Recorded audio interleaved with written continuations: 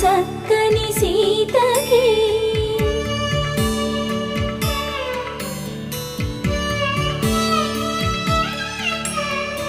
ఎర్ర జాబిలి చేయి రాముడేడని అడుగుతుంటే చూడలేదని పెదవి చెప్పే చెప్పలేమని కనులు చెప్పే నల్ల పూసై